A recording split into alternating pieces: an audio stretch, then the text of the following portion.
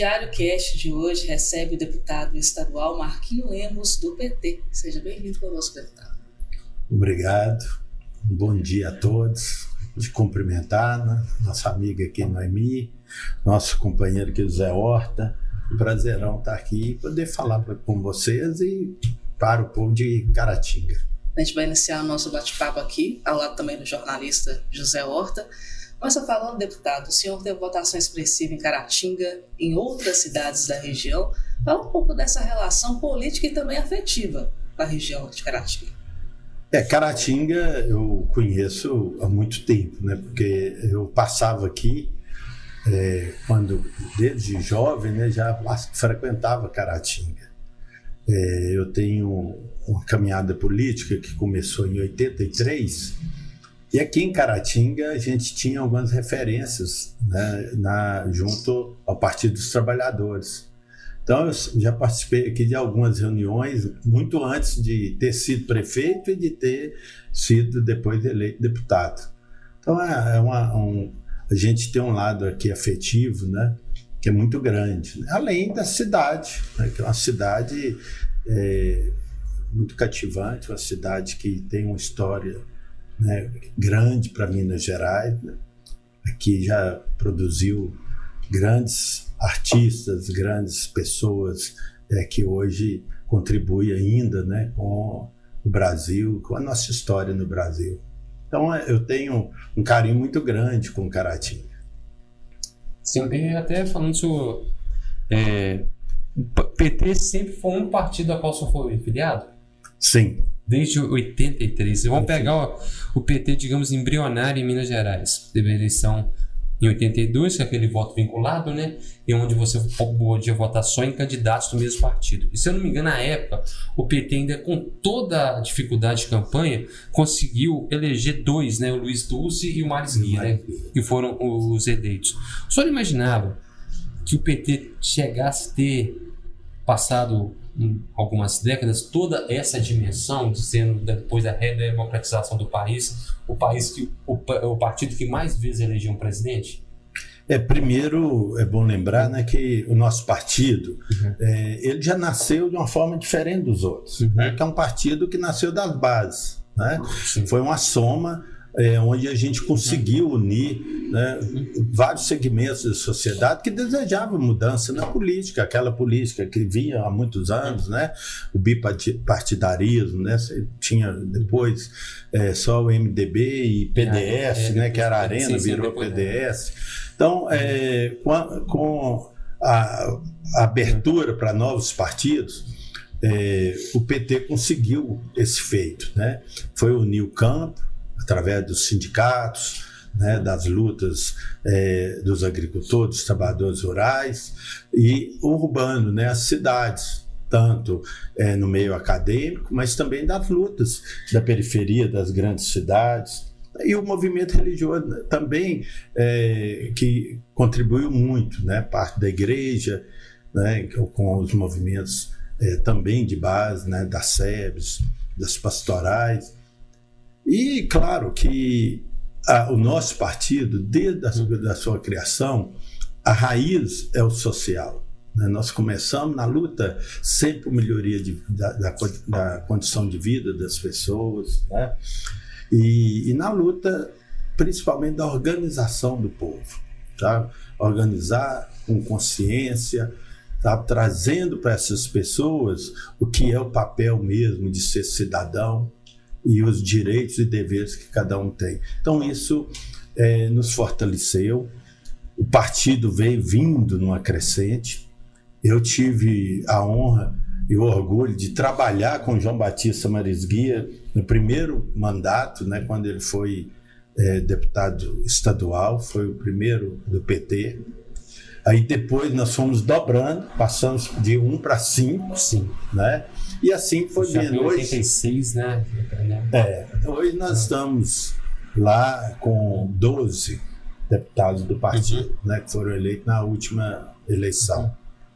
E o partido demonstrou, sabe, que esse trabalho que foi feito ao longo dos anos, né, 80, 90, até chegar a 2002, com a eleição do nosso presidente Lula, o partido sempre veio numa crescente, né? Ganhando várias prefeituras, elegendo os vereadores, né? E com um diferencial, né? Fazendo a diferença na Câmara, nas prefeituras, e isso nos colocou, sabe, como de fato um dos partidos mais fortes, não só no Brasil, mas na América, né? Como partido de esquerda. Hoje o PT é um partido que é respeitado e reconhecido, né, mundialmente pela força que tem vinda das bases. Sabe? Eu sempre falo isso para as pessoas, né?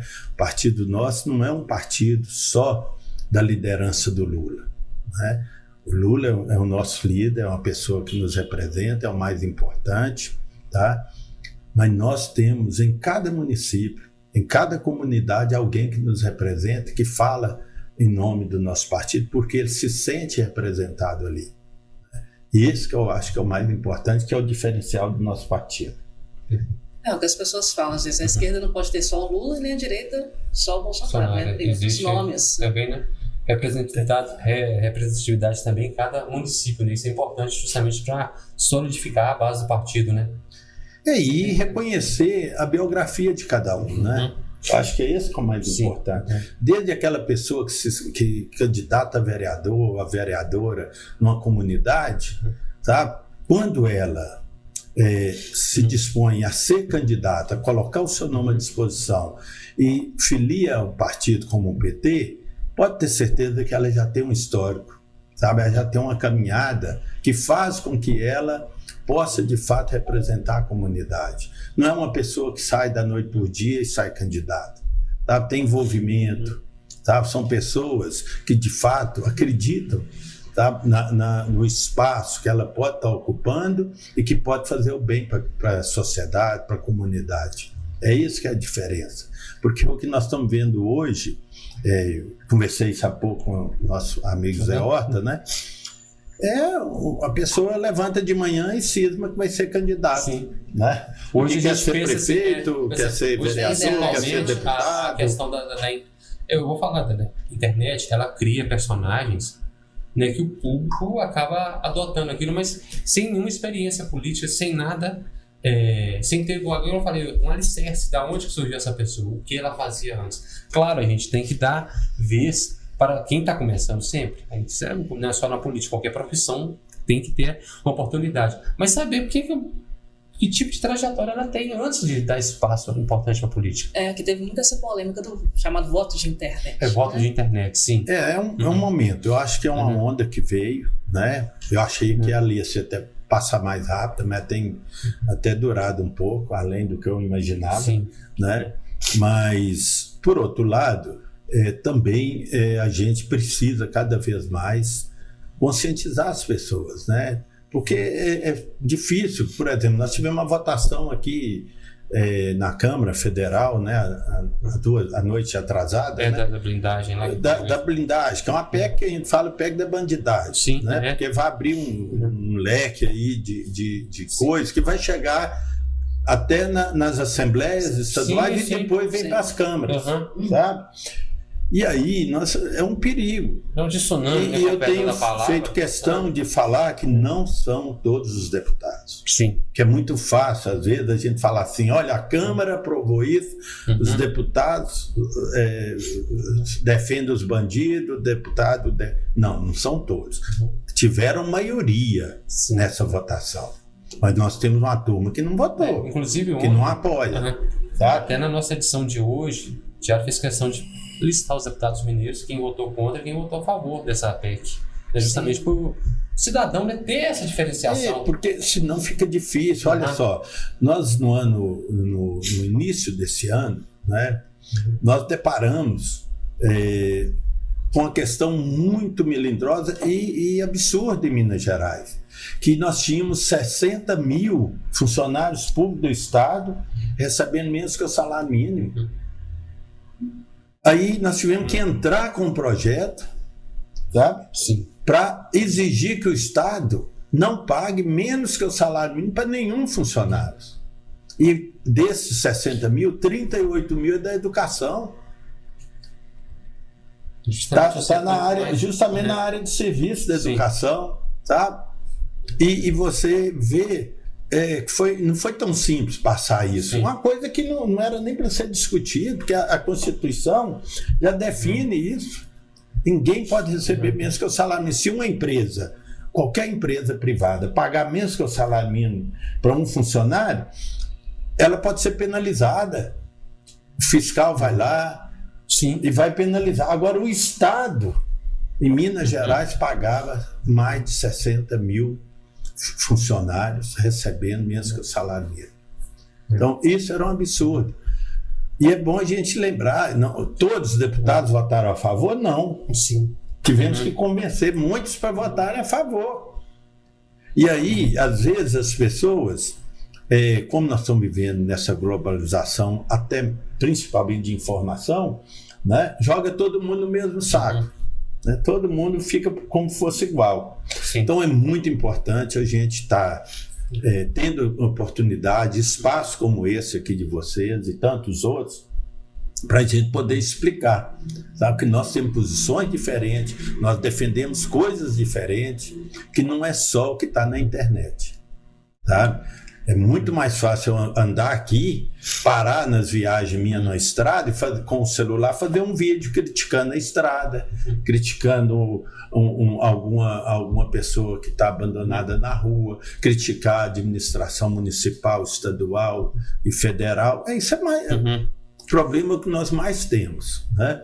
Então, é fácil você apontar, mas também é preciso entender, sabe, que nós não podemos abrir mão do direito de termos nossos representantes nessas casas, desde a Câmara Municipal até o Senado. Nós precisamos ter pessoas lá que pensam como a gente, que defendem aquilo que nós defendemos. Sabe? Não podemos ser levados só pelo vídeo, pela internet.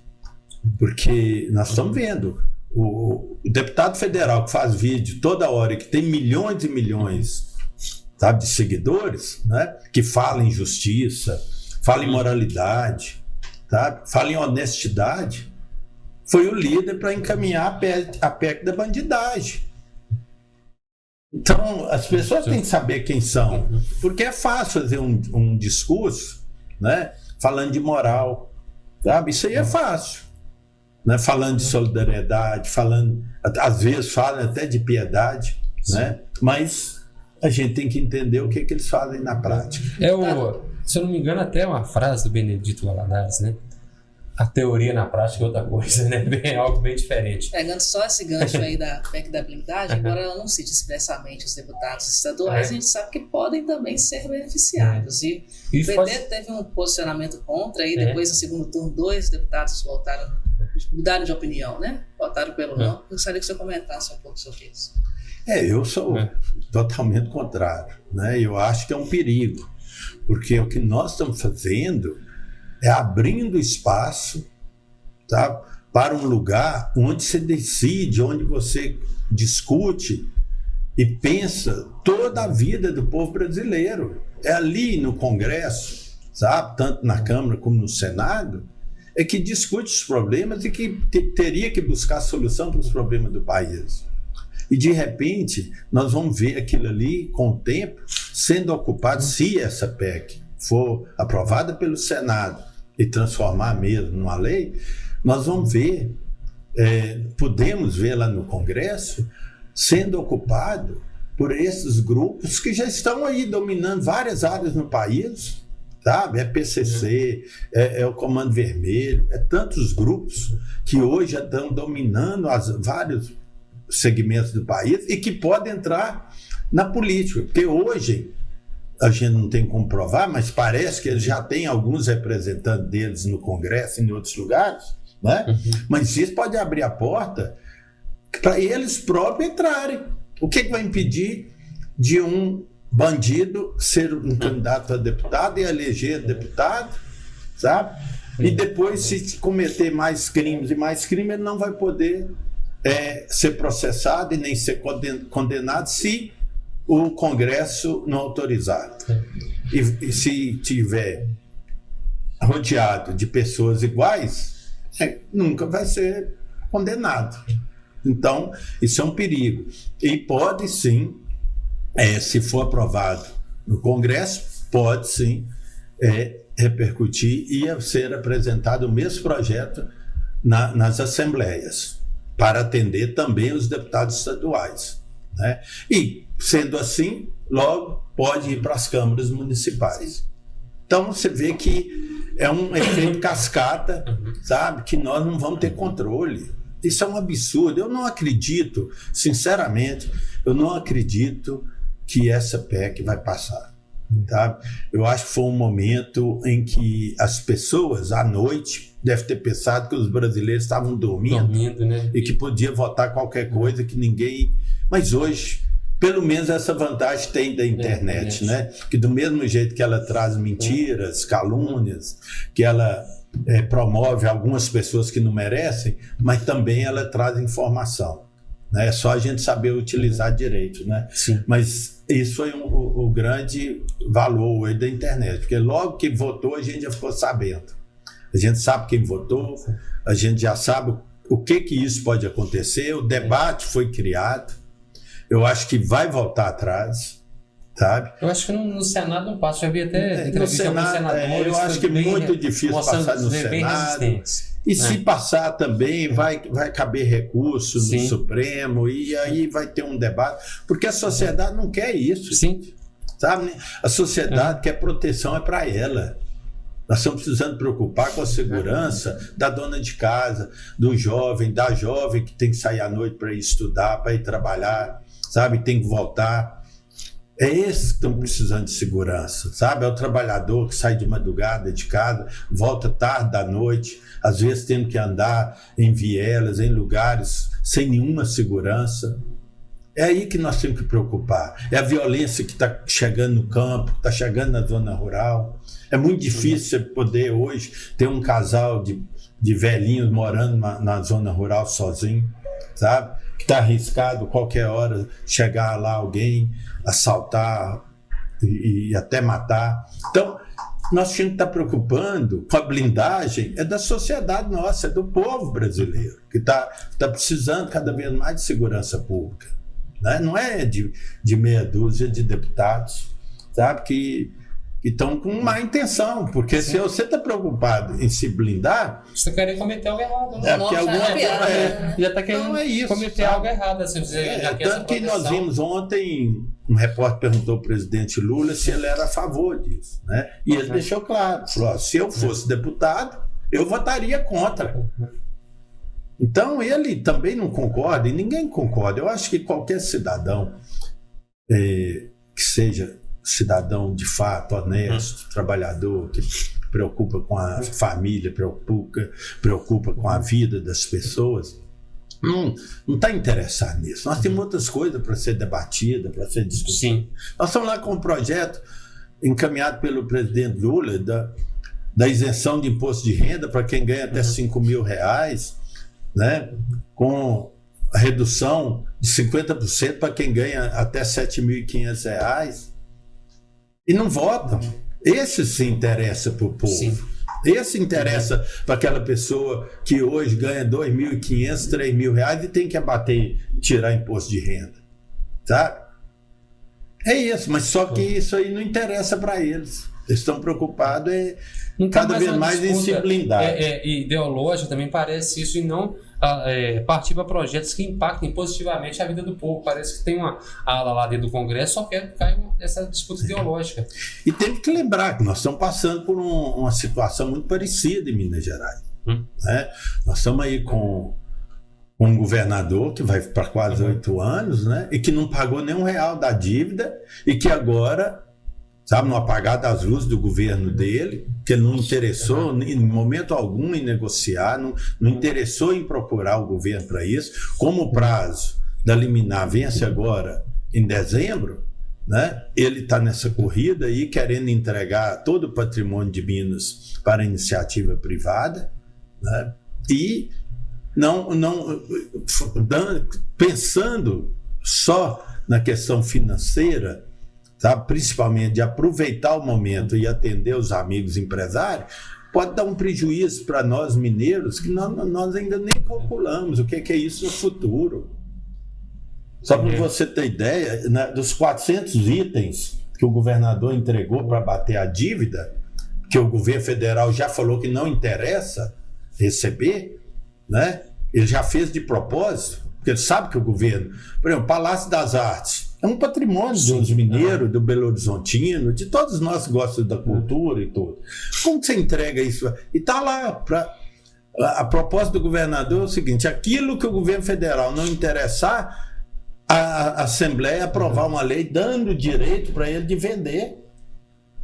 Então, nós estamos correndo um risco de perdermos um patrimônio grande. São 400 itens. A UENG está em debate, a Universidade Estadual. Olhando aqui até no site, né, da própria Assembleia Legislativa, até que tem uma coisa, parece que o governador sempre foca nas principais, digamos, autarquias, como a Copasa, a CEMIG, sempre pensando em privatizá-las. O que o senhor pensa disso? Não, nós somos totalmente contrários. Até parece que já foi aberto um processo para estudar, né, sobre a já Copasa. Foi aprovado na comissão a autorização para o governador vender tanto essas empresas sem precisar de consulta. Infelizmente, nós perdemos lá no voto na comissão. Né? O governador tem uma base que dá a ele a maioria, e infelizmente nós perdemos. Né? Fizemos tudo o possível para não deixar passar, porque foi uma lei do Itamar Franco, quando foi governador, e naquela época, não sei se vocês lembram, né, o Fernando Henrique queria que o governo de Minas vendesse a CEMIG. Né? Furnas e a CEMIG, a parte de Furnas que é de Minas e a CEMIG. E o governador não deixou. Naquela época, o Itamar Franco chegou a colocar a polícia eu me recordo, ao redor, né, do Palácio da CEMIG, do Palácio, para não deixar vender. E mandou um projeto de lei para a Assembleia que foi aprovado, onde qualquer patrimônio de Minas, principalmente das estatais como Copasa, CEMIG e Codemig, que tivesse que ter primeiro um plebiscito. Tá? Teria que ouvir a sociedade mineira se ela autorizava vender ou não. E essa lei está em vigor até agora. Infelizmente, já passou na comissão para acabar com essa lei. Né? E que vai ser votada em breve na Assembleia. Tá?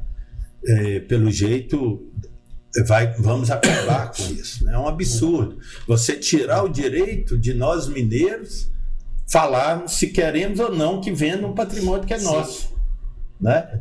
O Itamar Franco entrou com isso, foi aprovado, e agora o Zema entrou com um projeto onde anula essa lei. Então, é uma pena, sabe, que a gente esteja discutindo isso. Né? E mais ainda, Noemi, Zé Horta, o que incomoda muito pra gente é que a gente não tá vendo a reação do povo. Sim. Sabe? Aí que é triste. Aí só parte, sabe? no caso, por exemplo, esse também da Copasa, da CEMIG, sindicatos, né, que participam lá na Assembleia. O sindicato tem lutado, mas isso fora desse debate. Mas olha só, o sindicato, o Sindágua, da Copasa, para defender. Olha, a Copasa teve 1 bilhão e 280 milhões de lucro agora no ano passado. Tá? Ela distribuiu mais de 600 milhões com os acionistas. E o restante, os outros 50%, ela não fez nada que era para investir. Ela investiu muito pouco. Por quê? Porque o Zema quer cada vez mais deteriorar a Copasa, tá? Enfraquecer, torná-la inviável, fazer com que a sociedade fique contra a Copasa, porque aí ele acha que é mais fácil vender. E é engraçado porque você vê o tanto de empresas de olho na Copasa. Se é tão ruim, né? Se é uma empresa que não é boa, que não ajuda, por que tem tanta gente interessada? E por que ele assumiu esse papel de entregar esse patrimônio que é a Copasa? Sabe? Ele fez esse compromisso no primeiro mandato e não conseguiu. E agora, no segundo mandato, de novo, ele está insistindo Porque hoje Minas tem uma dívida de 160 bilhões com a União. Desses 160 bilhões, para ele poder prorrogar essa dívida por mais 30 anos, ele tem que pagar os 20% agora, que seria em torno de 34 bilhões de reais agora, sabe? Até dezembro. A Copasa, pelo valor que ele estipulou, está dando 4 bi. Se é que vai vender por isso, né? A gente acha que ela vale muito mais. Mas é o que está estipulado. Então não vai representar muita coisa numa dívida de 34 que ele tem que arrumar até o fim do ano. Sabe? O mais fácil para um governador como ele era fazer como os outros governadores do Rio Grande do Sul, do Rio de Janeiro, de São Paulo, Goiás, que procuraram o governo federal para negociar. Mas o Zema não tem mostrado. Agora, o Zema prefere fazer o quê? Comer banana com casca e, ao mesmo tempo, e falar mal do governo. Ora, se eu tenho uma dívida com alguém e não estou conta de pagar, eu tenho que procurar essa pessoa e tentar negociar com cuidado, sabe? Com carinho, sabendo, respeitando. Não. Ele prefere atacar. Sabe? Ele ataca porque ele sabe que o governo dele está chegando ao final, né? E vai prorrogar essa dívida para o próximo. Como que vai ficar Minas Gerais no ano que vem? Sim. Sabe? Se ele não for negociar.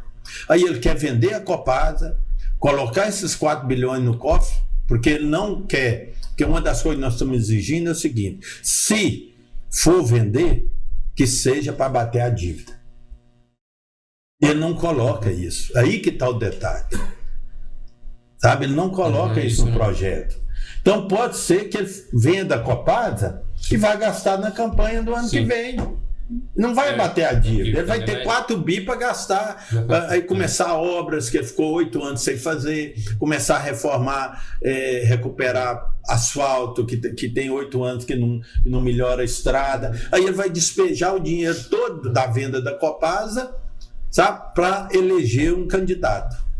É isso. Esse é o risco. E a dívida vai continuar e só aumentando. Então nós temos que lembrar que quando ele entrou, a dívida era de 94 bi. E agora está em 160. Ela só aumentou nos anos porque não pagou nenhuma parcela.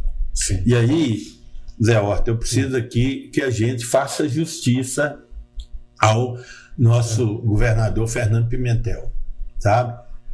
Que ficou 4 anos amarrado, pagando dívidas, sem ter recurso para investimento.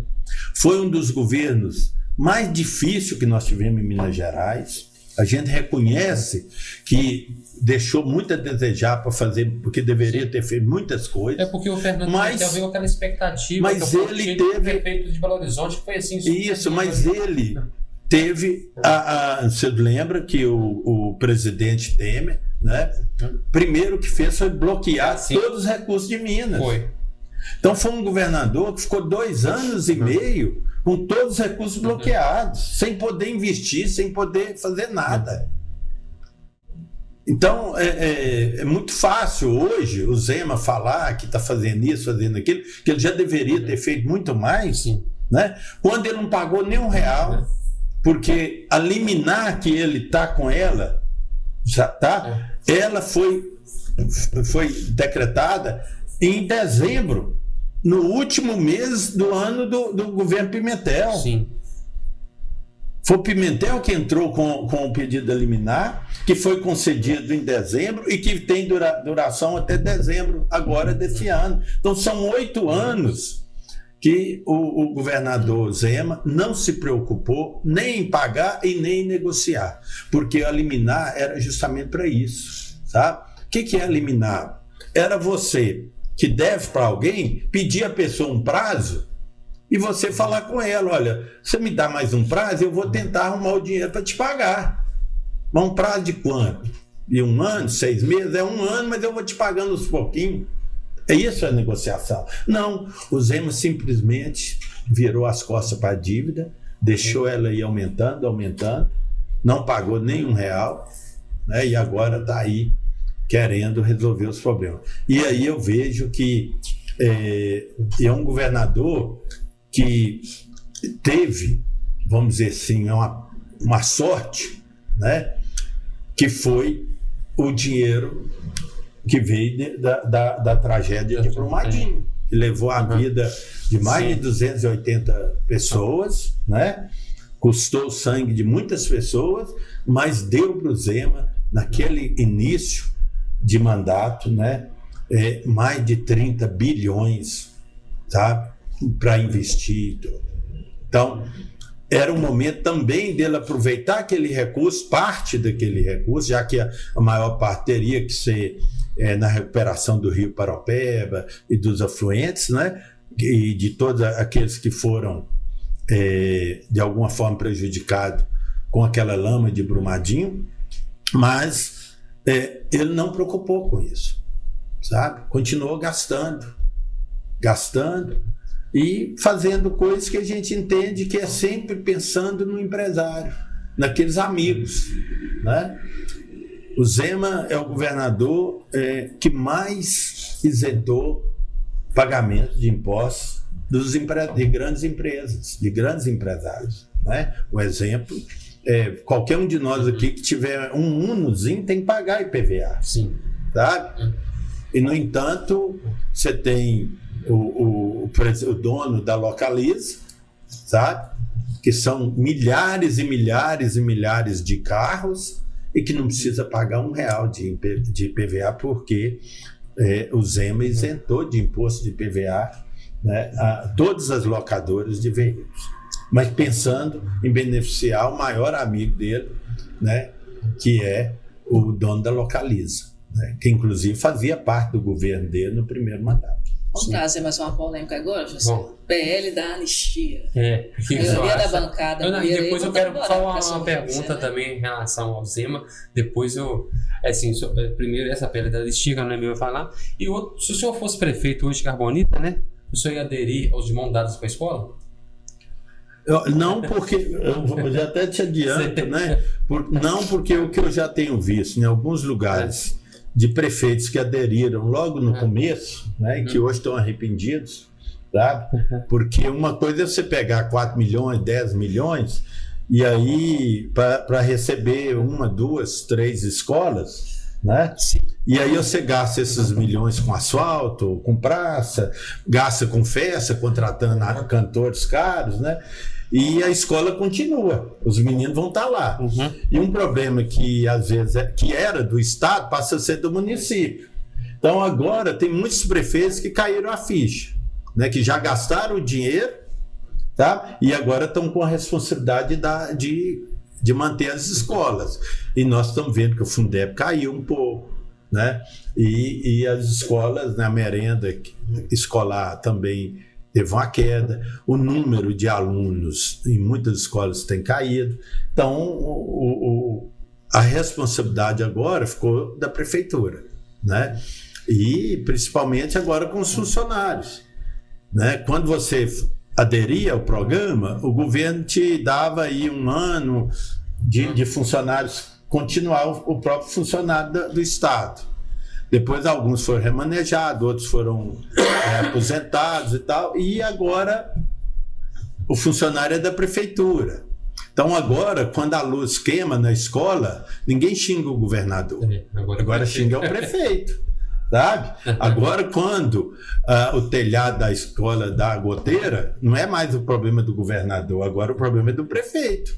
Então agora os prefeitos estão caindo na ficha. Mesma coisa nós estamos com isso lá na minha região, no norte de Minas. Tá? O Zema criou um programa que chama Águas do Vale. Olha só o que é o negócio. O Vale de Jequitinhonha, Vale do Mucuri e o norte de Minas aderir ao programa, os prefeitos para aderir ao programa Águas do Vale. O que é? Receber a Copasa de volta, a concessão, tá? A Copasa devolve a concessão, entrega para o município a responsabilidade de cuidar da água e do esgoto, né, de todo o saneamento, né? E ele dá uma ajuda, um valor para o prefeito.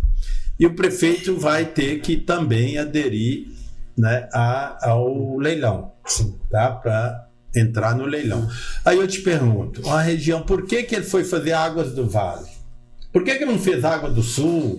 Aqui, né, Água do Leste, né, que tem muito... Águas do Rio Doce. Mas ele quer justamente, como ele vai vender a Copasa, olha só o que é o negócio. Por isso que o eleitor tem que ter muito...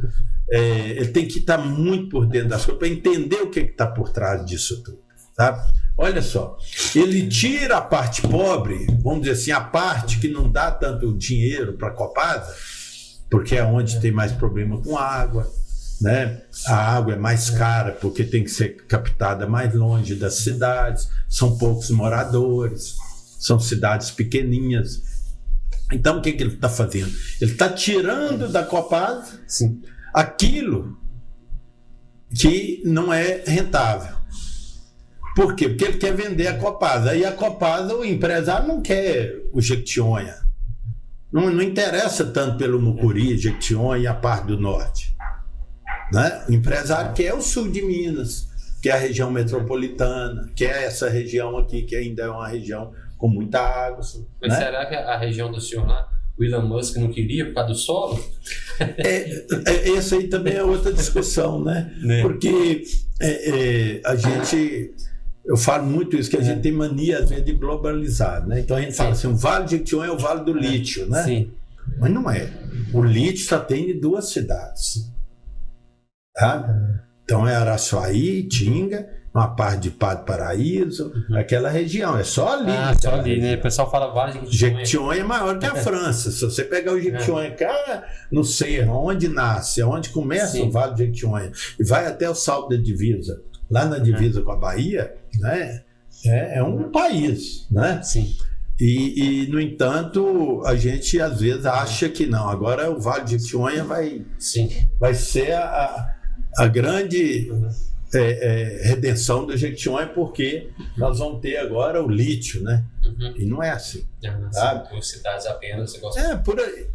E outra coisa, a forma que está sendo implantada a exploração do lítio é muito ruim. Mais uma vez, é a forma empresarial. Estão tirando o pó, tirando o lítio, colocando em carretas, levando para Vitória, no porto, e de lá indo para fora. Então, o que a gente queria é que o lítio fosse beneficiado aqui, tá? Lá na região. Porque ele sendo beneficiado, além de agregar mais valor, você também dá emprego de melhor qualidade. Traz desenvolvimento. Não. O emprego que tem lá hoje é qualquer. É o de motorista, de caminhão, é o de operador de máquina, sabe? Que é um emprego com baixo salário, tá? Não é um emprego de grande, de um valor maior, porque exige um profissional mais qualificado, né? Então é isso que é o problema que nós estamos vivendo, sabe? Daqui a pouco o lítio acaba, vai ficar lá o quê? Buracos e mais buracos, né? E o progresso que eles tanto falam não vai chegar. Então vamos falar agora da PL. Da anistia. Vamos lá. Eu tomar um pouquinho d'água antes, deputado, porque o assunto é... Gente, é o que nós estamos vivendo com a mesma PEC da bandidagem, sabe? É uma coisa assim que não dá para você entender, sabe? O que nós estamos discutindo? PEC da anistia para quem? Sim. Sabe? Porque daqui a pouco essa anistia pode chegar até aqui, no bandido que está preso na cidade. Do jeito que a forma... Porque, olha pra você ver, estão falando... Parece que o presidente do Senado começou a pensar uma outra proposta, que seria a anistia para alguns, né? E com penas... para outros com penas menores e tal. Mas o que eles querem no Congresso é anistia ampla e restrita. Isso é um absurdo.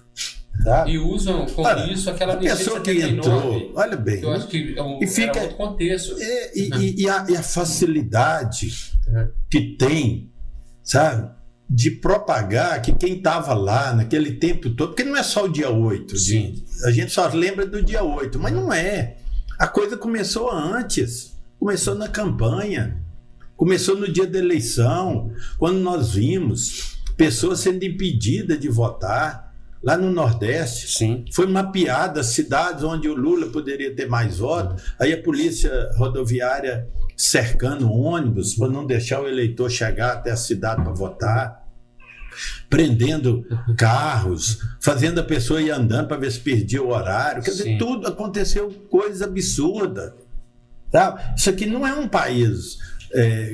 uma república de bananas. Sim, o que a gente fala foi, muitas pessoas, a gente fala foi o aparelhamento do Estado em prol de um determinado candidato, porque a Polícia Rodoviária Federal trabalhou para isso e, em menor escala, algumas de outras instituições também chegaram a trabalhar pró determinado candidato, quando pedia-se a isenção. Tá, mas porque a gente tem que lembrar coisa por coisa. Porque senão a gente concentra só no dia 8, que já foi um absurdo, mas foram passos. Primeiro, vamos lembrar, na campanha, o início do ano, o que o Bolsonaro faz no início do ano? Baixa aquela ajuda para caminhoneiros, taxistas, que já foi um absurdo. Quem criticava o Bolsa Família, criticava as ajudas, de repente começou a distribuir dinheiro, sabe? Como se fosse o Silvio Santos, né, no programa lá. Uma coisa absurda. Para alguns era taxista ganhando 1.500, 2.000, 3.000, caminhoneiro ganhando 2.000, 3.000, caindo dinheiro na conta sem ele precisar fazer nada. Né? Era uma coisa absurda. Qual país aguenta isso? Não existe isso, né? Mas estava claro que era para comprar eleitores, né? Era para ter o voto dessas pessoas. Aí depois vem a campanha, da forma que foi, sabe? Com truculência, sabe? Aquelas coisas absurdas, aparelhando todo o governo, fazendo suas motocicletas, aquelas coisas todas com dinheiro público. Tava andando com um bandido que agora foi preso, o próprio careca do INSS, estava na garupa do presidente naquela motocicleta, tá? E agora viu que o cara era um bandido, o cara estava roubando dinheiro dos aposentados, mas ele estava na garupa do presidente, andando de moto. A gente às vezes esquece desses detalhes, sabe? E aí, depois disso tudo na campanha, vem a eleição com esses impedimentos, fazendo de tudo para não deixar as pessoas votarem. Aí depois, sabe, que ganha, vem colocando em dúvida a urna, né? Se era falsa, se a urna é falsificada, se o voto era legítimo ou não. Agora, quando ele ganhou a urna, não teve problema. A hora que perde a urna, não serve. A urna eletrônica... foram durante 4 anos, ele trabalhava sistematicamente para desacreditar a urna eletrônica, mesmo durante o governo, não só porque esses ataques tornaram-se mais constantes em período pré-eleição. Olha, eles sabem muito bem que hoje a coisa mais difícil que tem é você poder modificar o voto do eleitor na urna. Não tem como, sabe? Já fizeram todos os testes, não acho, sabe? Eu fui candidato quando ainda era cédula de papel. Sabe? E a gente ficava na apuração lá no fórum, olhando, sabe, se o cara fez o X no quadrinho, um pouquinho perto do quadrinho, embaixo, do lado, aí ficava uma briga, esse voto é meu porque tá perto. A urna eletrônica não tem jeito. Muito transparente também. Ela é democrática, ali votou, acabou, é a vontade do eleitor, não tem inclusive, como. O próprio Donald Trump elogiou o processo eleitoral no Brasil. Falar o quê? E outra coisa também que me chamou a atenção nesse período, o Brasil tem... inclusive a maioria no Congresso, só que não para alterar a Constituição. Era aquela do voto impresso, né? Mas imagina uma campanha que nunca teve tanta assédio eleitoral quanto esse. Na segunda-feira o rapaz chegava com um patrão que tinha um determinado posicionamento político. Como você votou? Deixa eu ver o que você votou. Né? Até isso tentaram fazer. O voto, a partir do momento que o voto é impresso, ele deixa de ser secreto. Não.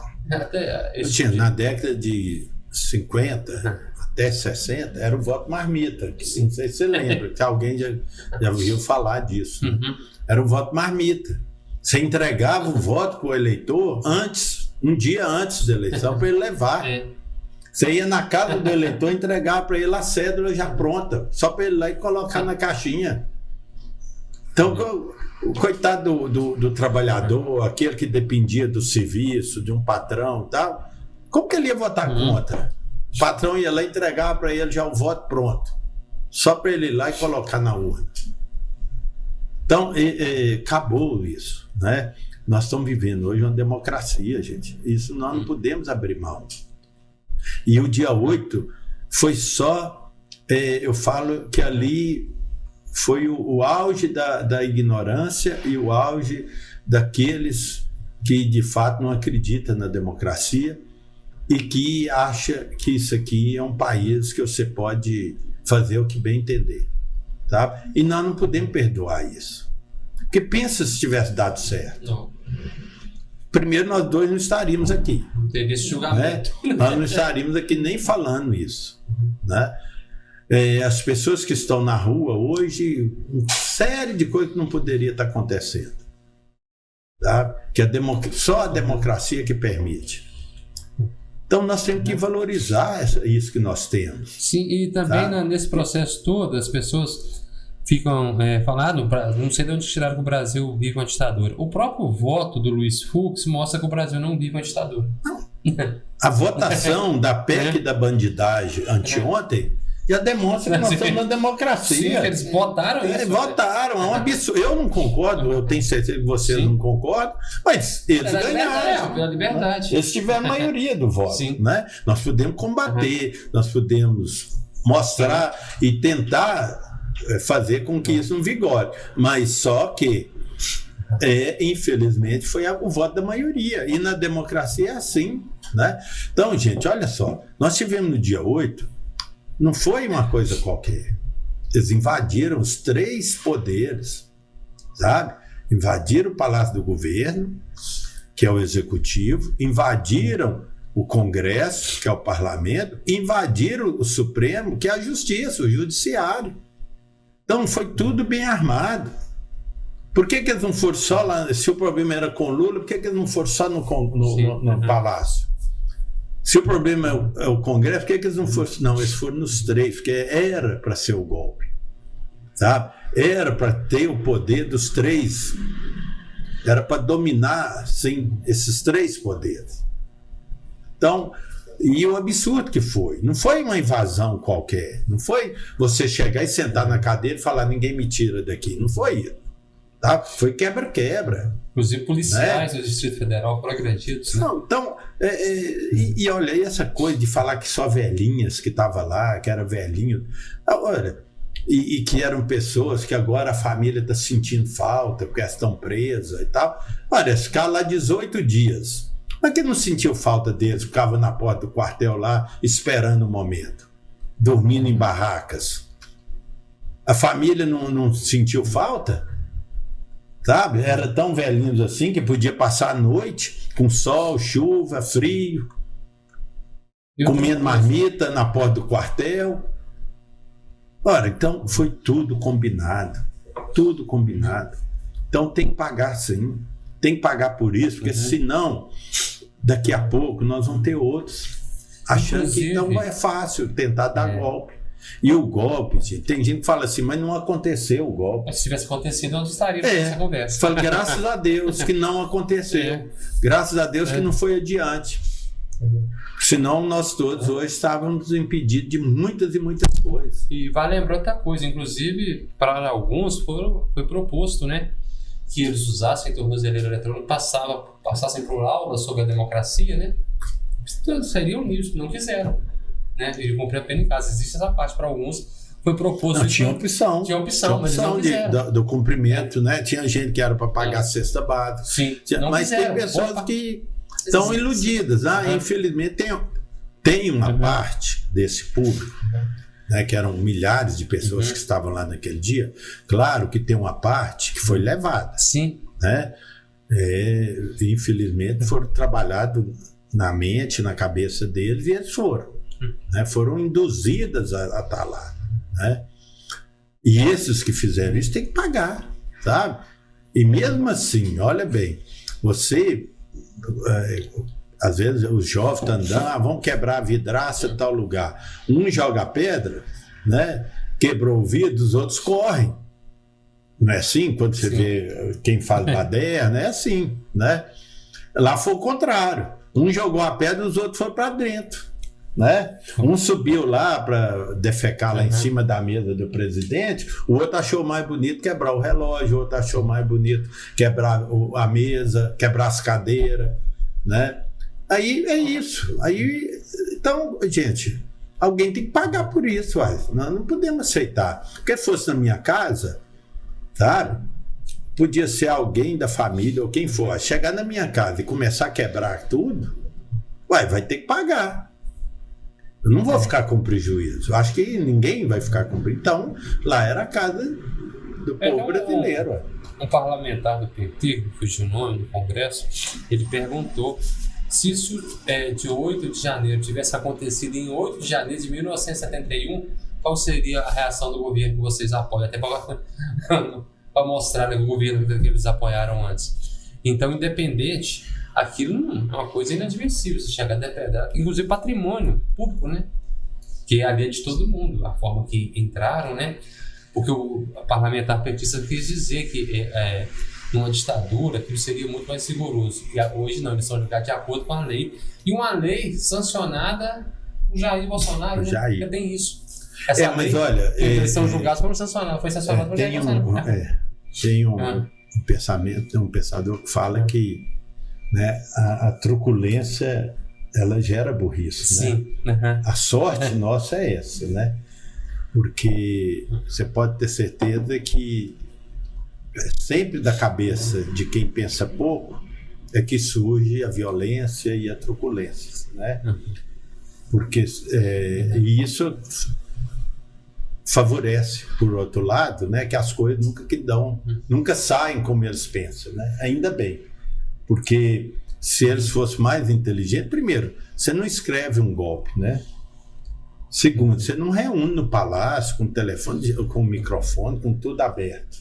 Olha, quem não, no início do ano da eleição, há 3 anos e pouco atrás, a gente não pode esquecer que o Bolsonaro fez uma reunião com todos os ministros, sabe? E deixou o cara ficar gravando a reunião. Quer dizer, pandemia, e falando, né, vamos acabar com esse povo, tá? Fala, não, a gente libera alguns dinheirinhos aí e o povo vem com a gente. Quer dizer, era tudo assim. Então não era uma coisa que você faz muito escondido, né? É próprio de quem se acha muito forte, sabe? Quem se acha muito forte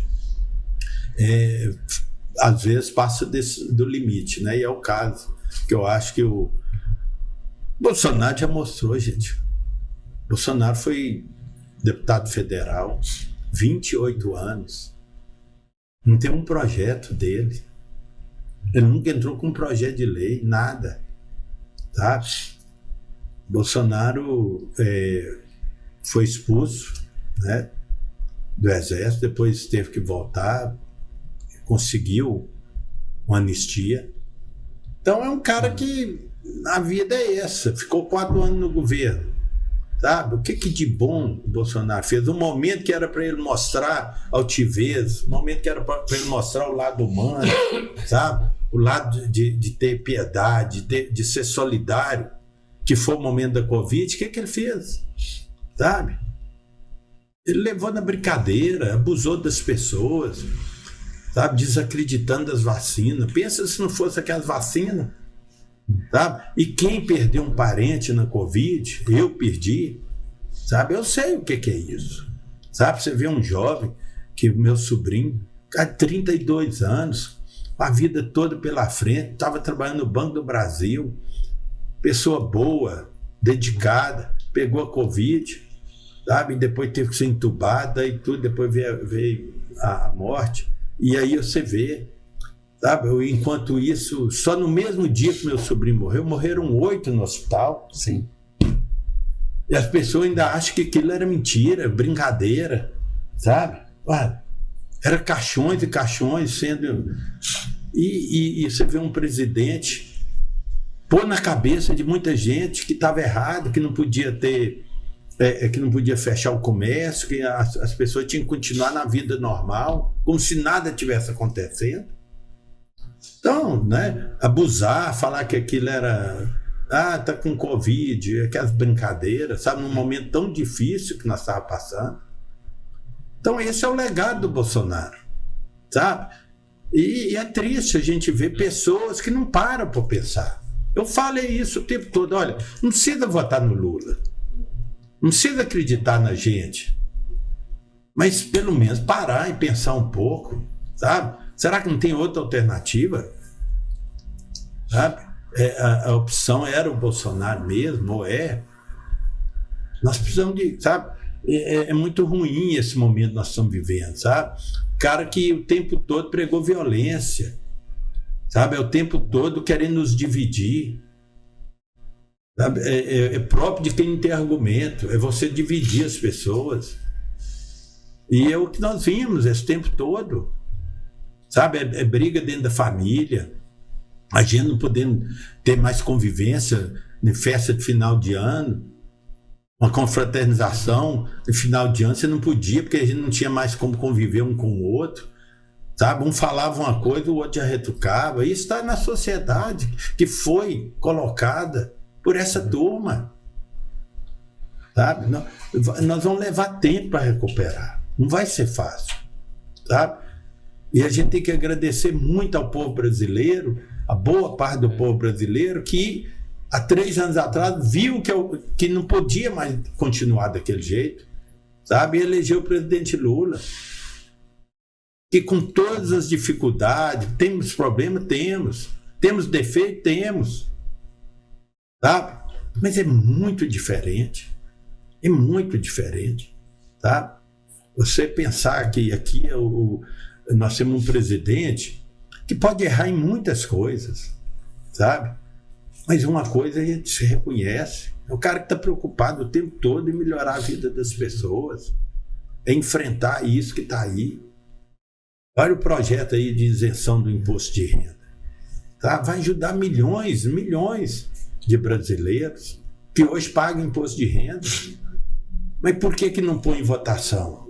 É porque para você reduzir e isentar esses milhões de brasileiros, uma meia dúzia tem que pagar um pouco mais. Aqueles que ganham até 150 mil por mês, quem ganha 150 mil por mês? Pouquíssimas pessoas. É os que vão pagar um pouco mais de imposto. Então é aí que está o problema, sabe? Não votou ainda, porque essa meia dúzia que ganha milhões no ano, que ganha 150 mil ou mais no mês, não quer pagar nada. Ele quer ter o barco, ele quer ter o helicóptero, ele quer ter o avião, quer ter a mansão, e não quer pagar nada. Você lembra? A gente lutando para reduzir o IPVA, reduzir dos carros populares e tudo. O que o Bolsonaro fez? Foi lá, isentou proprietário de helicóptero e de barcos. Jet ski, né? E jet ski. Para não pagar imposto. Ué, mas quem anda de helicóptero? Quem anda de barco e jet ski? Sabe? É uma meia dúzia. Então, essa é a diferença. Sabe? Por isso que a gente incomoda. Sabe? E aí eu quero aqui aproveitar para registrar aqui, né, os companheiros que estão aqui ao meu lado, aqui, né? Nosso amigo Gipão, né? O pessoal do backstage aí, o staff. Gipão, que é um grande companheiro aqui, né? De Caratinga, que anda aí.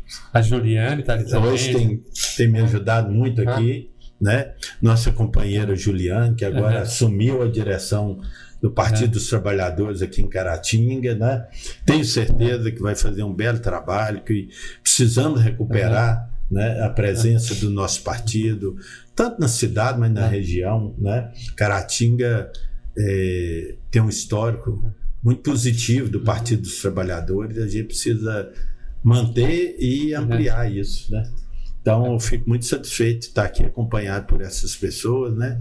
Meu amigo Pedrinho, lá de Dom Cavate, ex-prefeito de Dom Cavate, também está aí ajudando né, nessa caminhada.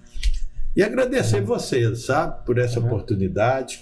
Aqui em Caratinga, a gente, além do carinho, mas a gente também tem dedicado a ajudar algumas entidades, né? Já ajudamos aqui a PAI. Tem a lista né? aqui Ajudamos a PAI com 500 mil, ajudamos o Hospital Nossa Senhora Auxiliadora, né?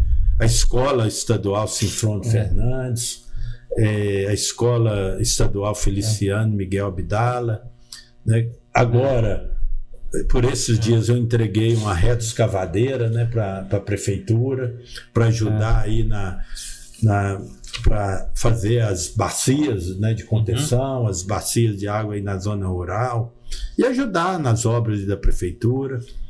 Temos uma participação muito grande junto aos bancos de alimentos. Ontem e anteontem nós participamos do seminário aqui, né, internacional de bancos de alimentos. Eu participei do primeiro lá no Chile, junto também com representantes aqui da região, inclusive o prefeito Dr. Giovanni estava. E agora foi aqui o segundo, realizado o segundo aqui em Caratinga. O próximo, no ano que vem, vai ser lá no México. Sim. Então, e aqui vocês estão de parabéns, sabe? É uma referência em termos de banco de alimentos. Essa região, claro, é encabeçada aqui por Caratinga, onde é a sede da Relba, né? Sim. Que é a rede leste de banco de alimentos, e com o secretário de Agricultura hoje, que é o João Paulo, que tem feito esse trabalho junto aos bancos, né? Tem bastante experiência. É a liderança hoje nos bancos de alimentos. Então, a gente fica muito satisfeito, sabe, de estar numa região como essa e de poder contribuir com alguma coisa, né, para desenvolver, para também, né, falar um pouco sobre isso, né, sobre a política, sabe? Eu acho que nós estamos precisando falar mais disso. Sim. Aí eu fico muito feliz em poder estar aqui e ver que vocês têm esse espaço, sabe? E que ainda abre esse espaço para essas discussões, né? Porque nós precisamos recuperar isso, sabe? Eu falo, não precisa falar de partido. Sim. Mas nós precisamos falar de política, sabe? Nós precisamos falar de política. O cidadão, ele precisa entender que é a política que faz tudo, né?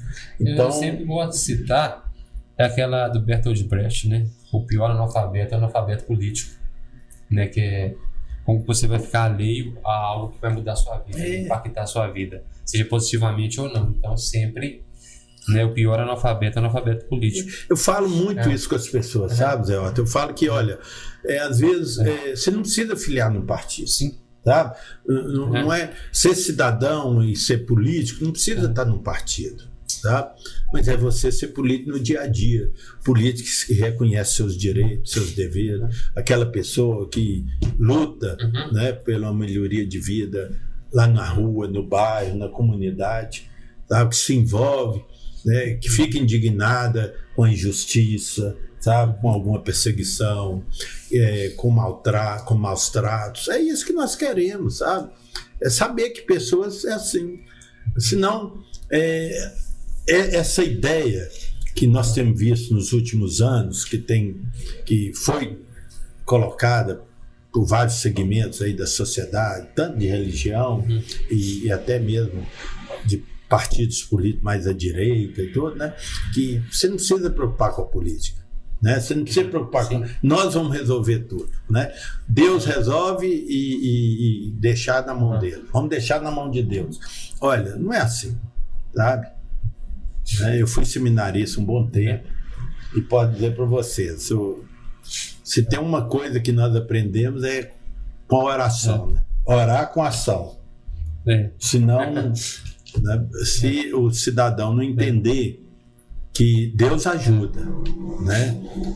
Deus te ajuda como? Te dando saúde, te dando consciência, te dando bom pensamento, trazendo coisas boas, mas você tem que fazer a sua parte.